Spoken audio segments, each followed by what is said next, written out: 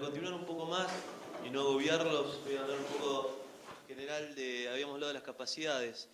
Bueno, la capacidad económica financiera normalmente está, cuando se tiene que medir para evaluar, se mide a través de los estados contables o estados de situación patrimonial, o indicadores, en este caso indicadores económicos financieros, como pueden ser los índices de liquidez, solvencia, patrimonio, capital de trabajo. En general, los índices de liquidez y solvencia lo que representan es la capacidad que tiene la empresa para obligarse a, bueno, en el caso de liquidez a corto plazo y de solvencia a largo plazo. Bueno, en el patrimonio lo que es un índice, un ratio, que es el cociente entre la utilidad y el patrimonio neto de la empresa, igual que el capital de trabajo. Otro punto a tener en cuenta son las obras en ejecución o en proceso de adjudicación que tiene la empresa. Cuanto más comprometida está, menos capacidad tiene económica financiera. Bien. Y por último, la última capacidad que se tenía en cuenta también era la capacidad técnica de la empresa para afrontar la obra. Y generalmente lo que se pide en los pliegos son antecedentes de obras de similar envergadura de las que se está licitando, en donde el oferente anexa una hoja cotizando qué obra realizó, para qué comitente, la fecha de ejecución, el plazo de la obra y la fecha de finalización. También se pueden pedir, son antecedentes a subcontratistas cuando los pide el pliego, o antecedentes de los representantes técnicos, arquitectos, ingenieros que participen. Bien. Y bueno, por ejemplo, en la obra de agraria también lo que se pide es un listado de equipos que mencionen los equipos que van a utilizar en la obra. O sea, era medio ridículo el tema porque era decir, no sé, poner todos los equipos que después normalmente mencionaban algunos, porque no iban a mencionar todo, pero un listado general de los equipos que tienen, la infraestructura, ¿no? El plantel de profesionales y técnicos, o certificados que acrediten la ejecución de la obra, que la empresa generalmente lo otorga el organismo que solicitó, que solicitó la obra. O sea, de cada institución se podría pedir un certificado que acredite que está ejecutado en tiempo y forma. Y bueno, evaluaciones de desempeños generales, que bueno, no tenga multas, rescisiones, y no sé, si la universidad contrató con un empleado que no cumplió, se le rescindió un contrato anterior, normalmente, aunque tenga el menor precio en la próxima hora que se haya presentado, si hay un informe, seguramente no, por esos antecedentes no se lo va a contratar, ¿no? Bueno, otros que menciona es se puede realizar es control entre las obras declaradas y la fecha de constitución de la sociedad que figuran en el estatuto, que sean relacionadas, que no haya ninguna discrepancia. Control entre los montos de las obras declaradas y los montos de la facturación de los estados contables. Visita a obras declaradas, que mencionen. Inspección de equipos declarados. Bueno, generalmente son esas cuatro, ¿no? Bueno, y la admisibilidad de la oferta de nuestra oficina es, bueno, si presenta toda la documentación que solicitamos bien, es admisible. También tiene que ver que cumpla también, como recién mencionaba, con los requisitos técnicos mínimos, económicos y financieros, todas las capacidades que estaba mencionando hace un ratito. Y que bueno, también otro punto a tener en cuenta para la admisibilidad es que no esté condicionada a la oferta. Que no condicione, por ejemplo, el mantenimiento de oferta, la forma de pago, que no la cambie. Si el pliego dice que son 15 días, él no puede poner en su pliego que le paguen en 10, por decirte un ejemplo, que ha pasado alguna vez. Y bueno, la comisión evaluadora, si le solicita información a complementar y a subsanar, la tiene que presentar en tiempo y forma también.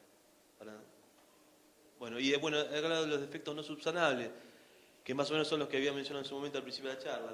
Fija el pliego de condiciones generales, y pliego de condiciones particulares, como pueden ser, no sé, visita de obra que esté, certificado de visita de obra, certificado fiscal, o el certificado del registro de constructora ante obras públicas, son causales de rechazo, como también la garantía de oferta.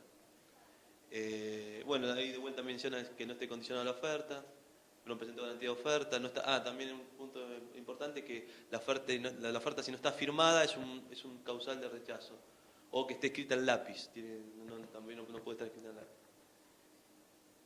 Y bueno, y por último, lo que más o menos venía comentando, que el precio, más allá que es un factor importante, no es el único a tener en cuenta para adjudicar una obra, sino que es un conjunto global, como de las capacidades y demás antecedentes, lo que hacen formar la opinión y terminando adjudicando a una empresa en particular.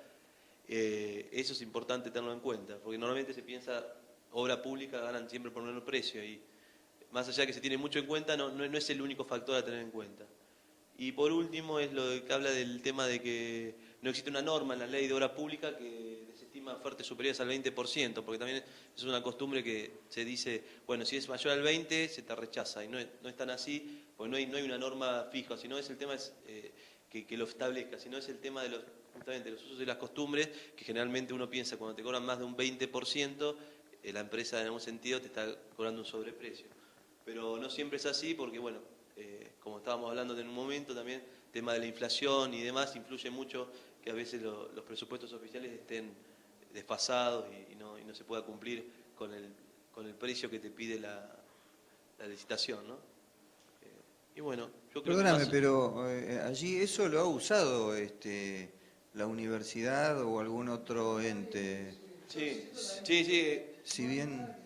Claro, no hay nada que establezca que es un causal de rechazo.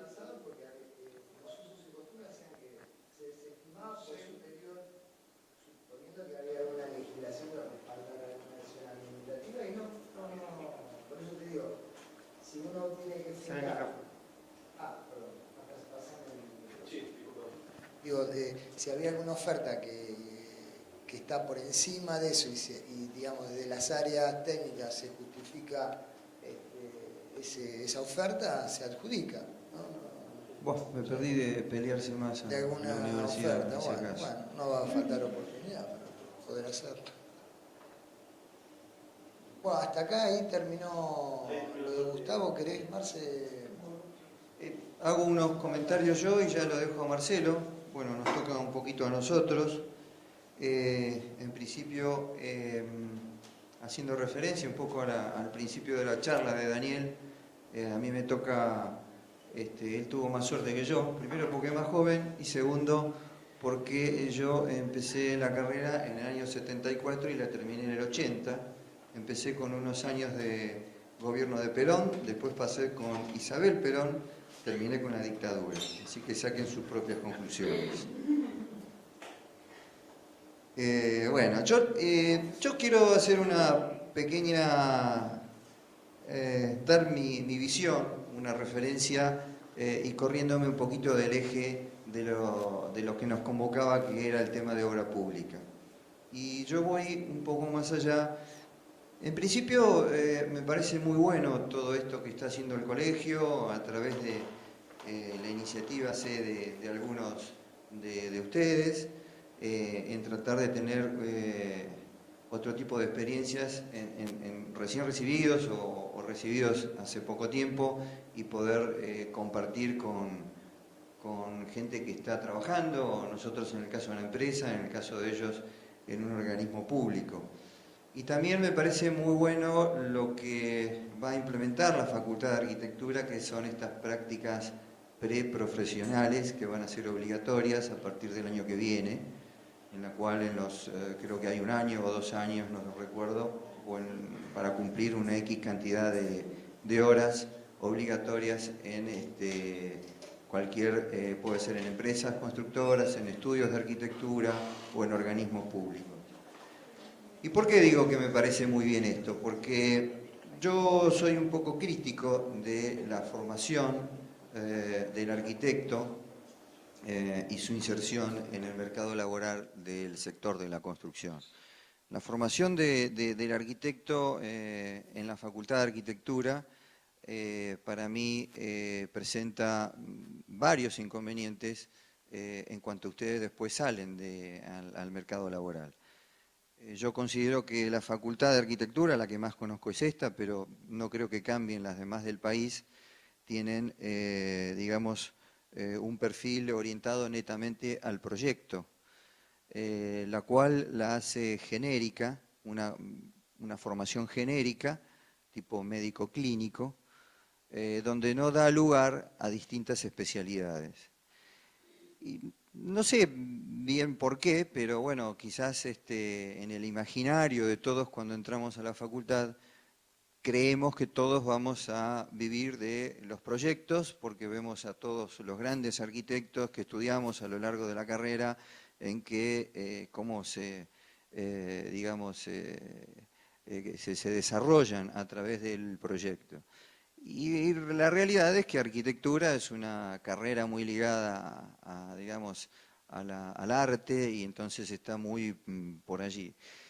Pero la realidad es que la demanda pasa por otro lado también, no pasa solamente por proyectistas. Es más, al haber tantos proyectistas, quedan fuera un montón de otras necesidades que no son satisfechas, y tampoco lo hace la facultad. Entonces, por eso yo soy crítico de la formación, porque me parece que hay que tomar ejemplo de otras carreras, y pongo ejemplo ingeniería, que tiene especialidades, como medicina, como ciencias económicas, como derecho. Todas tienen una X cantidad de años y después vienen las especializaciones. Y la realidad es que arquitectura son todos proyecto y dirección. Y el que no hace eso, en principio, se frustra. Y entonces hay una cantidad de arquitectos que o están frustrados o no tienen su inserción en el mercado laboral. Y la realidad es que se necesitan otro tipo de cosas. Y así aparecen arquitectos que se dedican a arquitectura comercial, y si ponemos un referente puede ser Homero. Arquitectura de paisajista, no lo hay. Al que más conozco es a un tal ingeniero agrónomo, Gonzalo de Loc, que ha hecho millones en todos los complejos de balnearios sus parquizaciones y diseños paisajísticos. También asesores en seguridad e higiene. Hoy, al principio fue algo exclusivo de los ingenieros porque nos ganaron de mano, y ahora, bueno, fueron algunos arquitectos que creo que está la especialización, o bueno, no sé bien cómo funciona. También faltan arquitectos, también puede ser estructuralistas. Estructuralistas yo les cuento, hay un déficit. Hay muy pocos que hagan cálculos y están saturados, están llenos de trabajo. Ni les digo los que son especialistas en suelos. Temas ambientales, está faltando todo eso. Si les hablo de las instalaciones sanitarias, arquitectos en arquitectura sanitaria que sepan desarrollar un proyecto de instalaciones sanitarias, no existe. No existe, les digo. O lo único que existe es más o menos de forma, y uno cuando va a querer tener un proyecto sanitario tiene que delegar en alguno que más o menos lo viene haciendo, y después lo termina haciendo el plomero. Y ahí hay otro déficit. Me puedo estar olvidando algunos, pero hay muchos casos. Bueno, el otro que hablábamos hoy en la función pública. La función pública es como que el que va a la función pública es el pobre que no encontró trabajo. Y no es así. A mí me tocó ser funcionario público en una época y me encontré con excelentes profesionales, como en cualquier organización, y otros malos.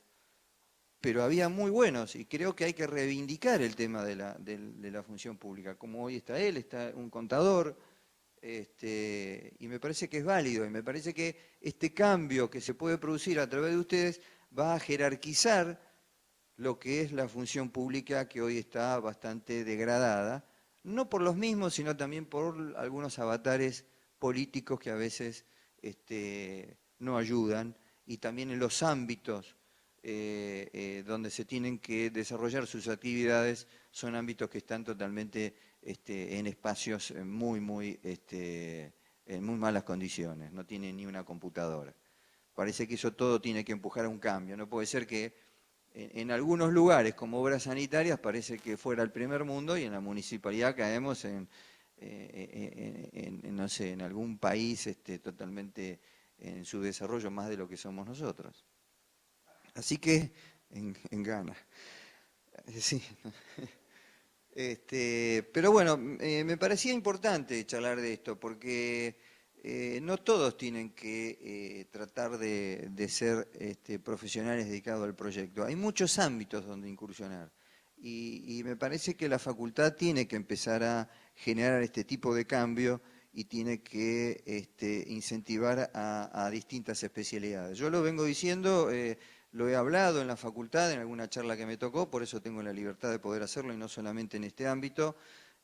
Hay alguna cosa, sé que es difícil a través de la universidad, también por su sistema orgánico transformar estas cosas, pero me parece que ustedes también tienen que incursionar en esto, no quedarse solamente con una, y a través de buscar alguna otra arista, insertarse en un mercado laboral. En nuestro caso, que somos empresa constructora, la experiencia es que encontrar jefes de obra es algo dificilísimo, dificilísimo. En líneas generales hay pocos que le gusten, y me parece que en un momento de la carrera tiene que empezar a existir, decir, ¿para qué lado yo me voy a volcar? ¿Qué es lo que más me gusta hacer? Y entonces ahí empezar a desarrollarlo, porque después que alguien que venga a la empresa para estar en obra o desarrollar un tema de jefatura de obra, primero que no tiene las capacidades porque no se las enseñaron. No les enseñaron ni lo que es un cash flow, ni lo que es la rentabilidad, lo que es un programa de obra, toda una parte económica que si bien es de los contadores, la tienen que saber y después apoyarse en las ciencias económicas, pero no pueden desconocer los proyectos con la rentabilidad hoy en día, porque si no sucede que empiezan a formar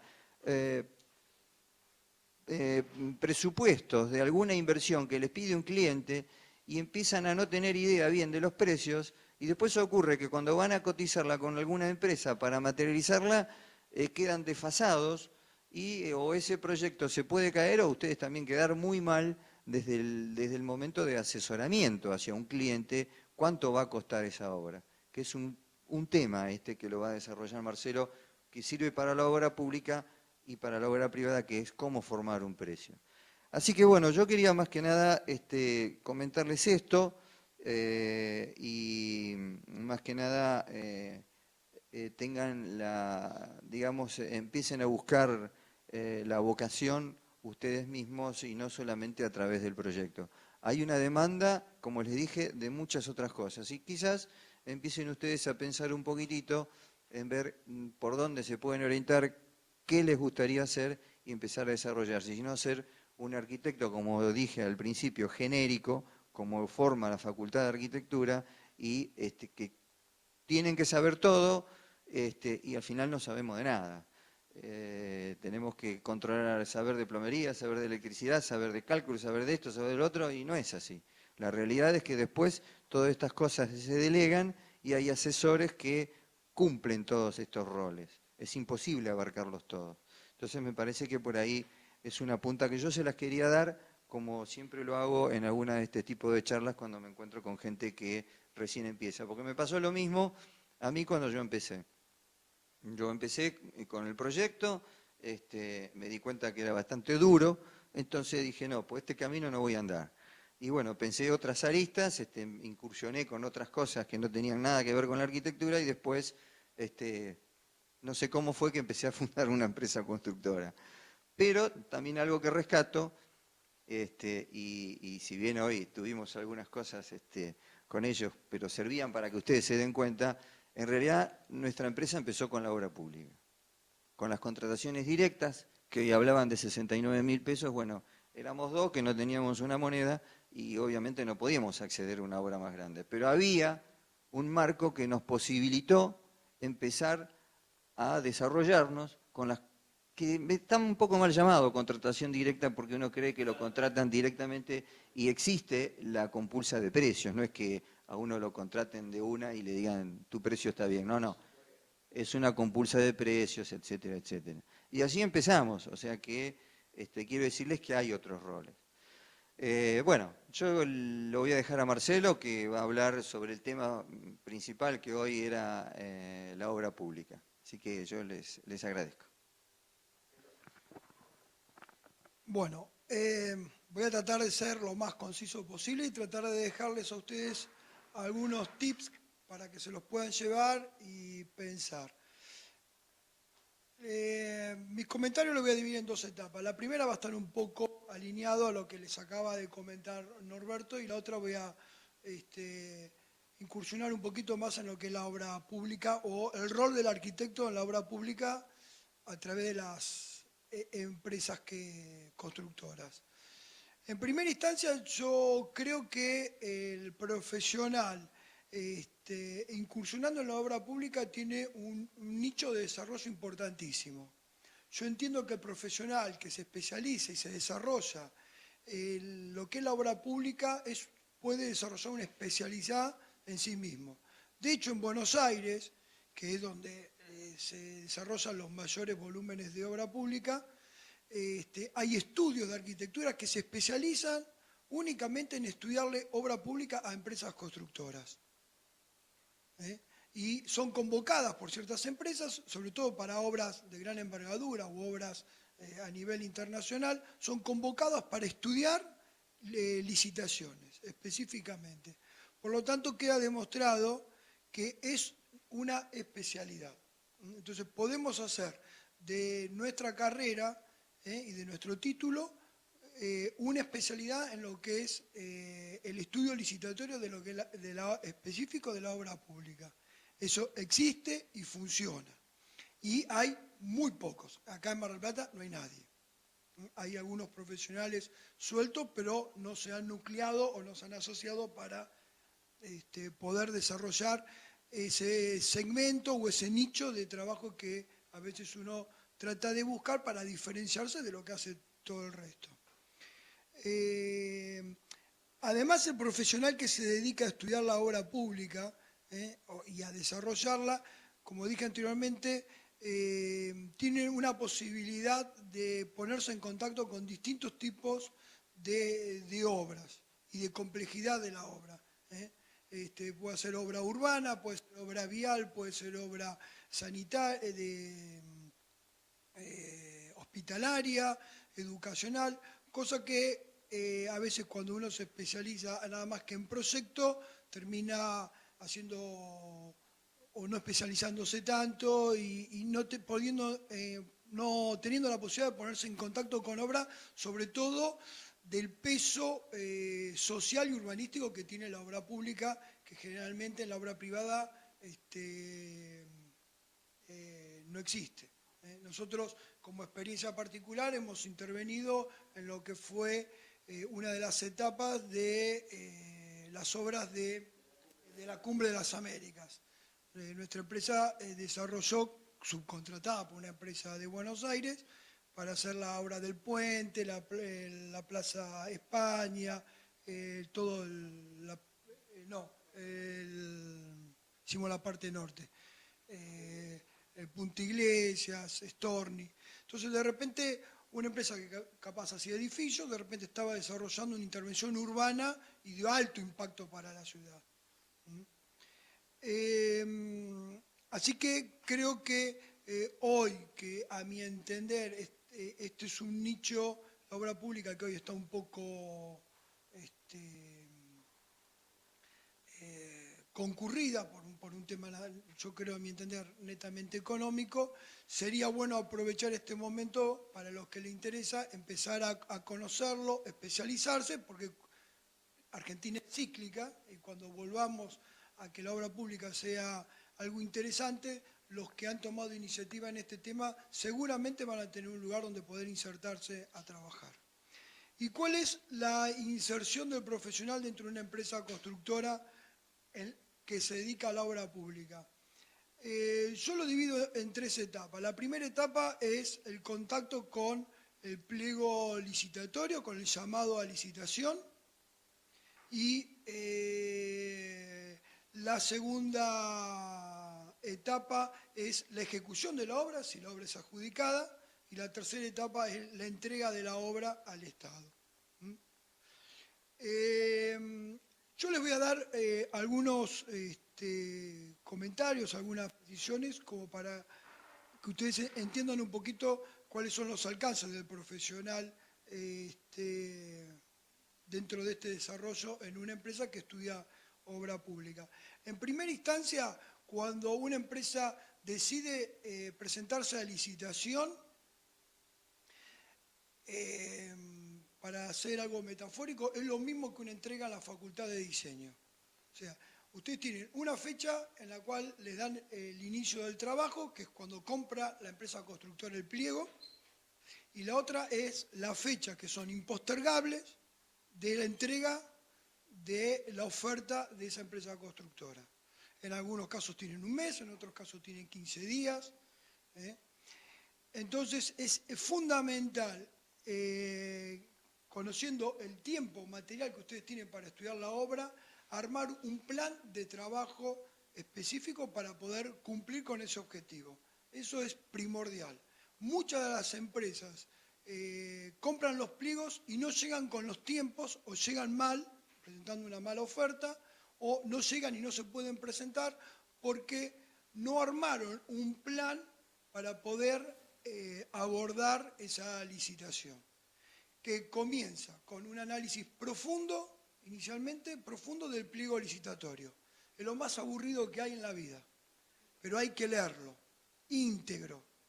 Los pliegos a veces son de 300 páginas y hay que leerlas todas, porque del pliego sale específicamente el precio. ¿Y por qué? Porque el pliego lo que a uno le marca cuáles son los alcances que tiene la empresa, los alcances contractuales que tiene la empresa frente a esa obra que hay que desarrollar y frente al ente que está licitando. Ahí le va a decir en cuánto tiempo hay que hacer la obra, qué tipo de obra, cómo pagan, qué documentación hay que entregar. Entonces es fundamental conocer de antemano cuáles son los alcances, los compromisos que toma la empresa frente a esa obra. Por lo general, que esto es importantísimo y no todas las empresas lo hacen, hay una visita o hay un reconocimiento previo del pliego licitatorio antes de que la empresa lo compre. Porque hoy el pliego tiene un costo. Y les aseguro que hay pliegos que son, no lo de la universidad, pero hay pliegos en obras nacionales que son altísimos. 50.000, 60.000 pesos puede valer un pliego. Entonces lo primero que hay que hacer es ponerse en contacto con el pliego y estudiarlo. ¿Para qué? Para entender la obra y saber si la empresa a la que uno representa está capacitada para poder encarar esa obra. Desde lo técnico o desde lo económico legal. ¿Tá? Una vez que uno determina que sí, la empresa puede abordar ese pliego, el pliego se compra. Desde el momento que se compra, ya tiene una fecha de vencimiento, que es el día de la licitación. Y no hay postergación. En la obra privada uno puede convenir con el cliente, dame una semanita más. Acá no. Incluso hay fecha y hora. Yo he estado en licitaciones que se han presentado propuestas, 5 minutos más tarde, y los que estábamos presentes todos impugnamos a la empresa que se presentó 5 minutos más tarde. Y su oferta fue rechazada.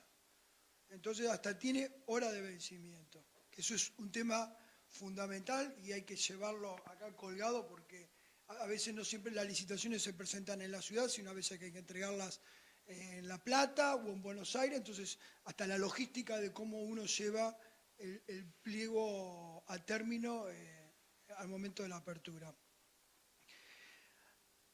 Por eso es importantísimo en primera instancia tener una lectura pormenorizada del pliego. Y una vez que uno lee el pliego, lo empieza a fraccionar.